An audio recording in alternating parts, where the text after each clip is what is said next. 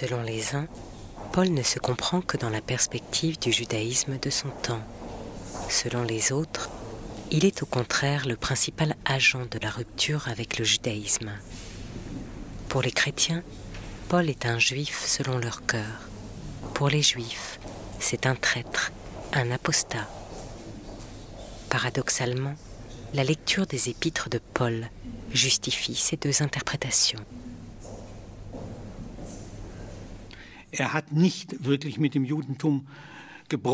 Paul n'a pas rompu avec le judaïsme et n'a jamais eu l'intention de fonder une nouvelle religion. Cette idée ne peut être défendue que rétrospectivement. De son vivant, Paul attendait l'avènement du Seigneur dans un futur immédiat. Il a vécu dans une période intermédiaire où, en tant qu'apôtre des gentils, il a été envoyé vers les non-juifs.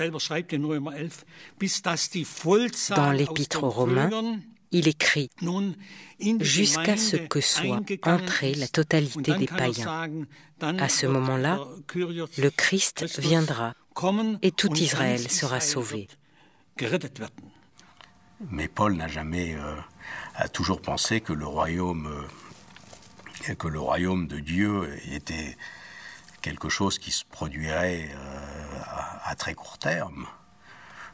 Donc ces communautés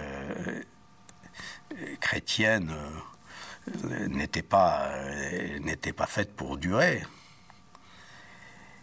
Et donc leur situation un petit peu précaire ou mal définie à la limite du judaïsme était quelque chose de temporaire. Je ne crois pas pouvoir lire où que ce soit dans la correspondance paulinienne une volonté de rompre avec le judaïsme. Par contre, ce que je lis, et en particulier au début de Romains 9, c'est le bilan un peu douloureux, ou même très douloureux, que fait Paul de l'échec de sa prédication auprès d'Israël. Si je lis, c'est une très belle page, très belle page, le début du chapitre 9. En Christ, je dis la vérité, je ne mens pas. Par l'Esprit Saint, ma conscience m'en rend témoignage. Vous voyez la construction un peu dramatique de la parole qui vient. Et quelle est cette parole? J'ai au cœur une grande tristesse et une douleur incessante. Oui, je souhaiterais être anathème, être moi-même séparé du Christ pour mes frères, ceux de ma race, selon la chair. Eux qui sont les Israélites, à qui appartiennent l'adoption, la gloire, les alliances, la loi, le culte, les promesses et les pères. Eux, enfin, de qui, selon la chair, est issu le Christ, qui est au-dessus de tout, Dieu béni éternellement. Amen. Donc, Paul, ici, dresse un constat dramatique et douloureux de la séparation entre l'Israël qui dit non à l'Évangile et sa prédication, autrement dit, les communautés qu'il est en train de créer. Donc, il y a là, chez Paul, un constat, qui est un constat d'échec, qui va être surplombé par l'annonce de la conversion de tout Israël et du salut de tout Israël à la fin de l'histoire. Si Paul repousse à la fin de l'histoire l'affirmation du salut de tout Israël, et qu'il affirme au fond que ce salut n'interviendra que lorsque la totalité de l'humanité, le plérôme du monde sera converti, ça signifie que Paul a acquis, là on est dans les années 56, a acquis au fond une conviction de l'échec de sa mission envers Israël. Naturellement,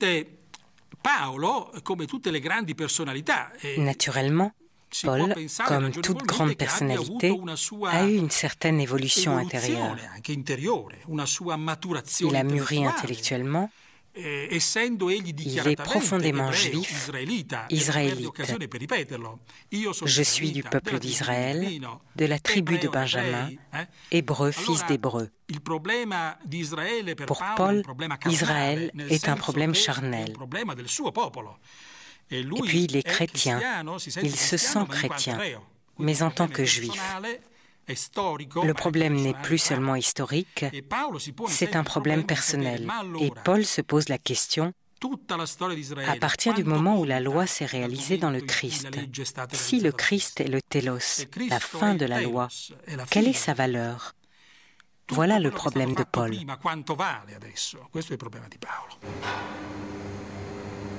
Si l'on aligne 1 Thessaloniciens, les Corinthiennes, Galates, Philippiens, Romains, il y a effectivement une évolution de sa pensée.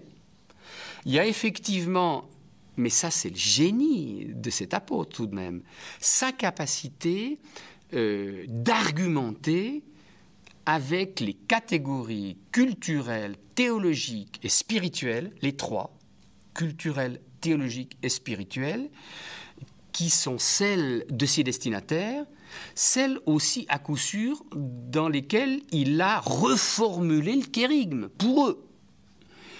C'est fabuleux. C'est fabuleux comme capacité non seulement d'invention d'un langage, mais de fixation d'une théologie dans des catégories qui se recouvrent, oui, mais ne sont pas identiques. Donc on a des lettres qui véhiculent des conceptions tout de même très différentes.